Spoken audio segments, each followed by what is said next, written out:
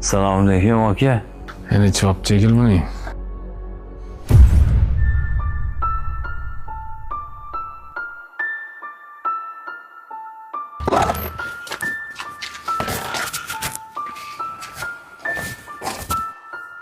Assalomu alaykum. Va alaykum assalom. Ha? Yo'l bo'lsin. Adasi, uyimga borib kelmoqchi edim. Sizdan ruxsat olish uchun kutib turgandim. Borib kelsam maylimi? Mayli.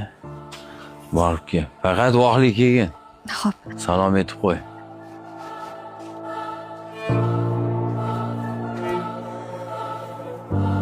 Singlim, bas o'tirsang bo'lardi.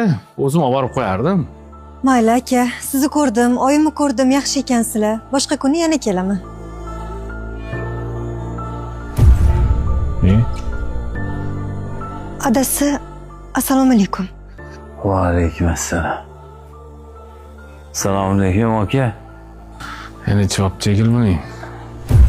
Onasi, kimlaringni olib chiq, uyga ketamiz. O'zim keldim olib ketgan. Xo'p, adasi. Siz tashqarida kutib turing, men hozir akam bilan xayrlashib olib chiqaman. Tezroq bo'l.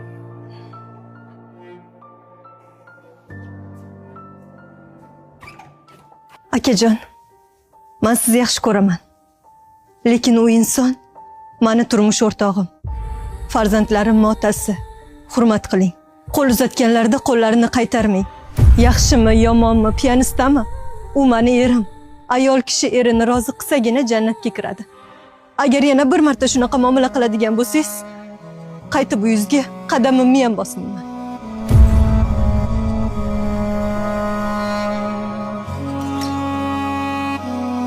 Ketdikmi?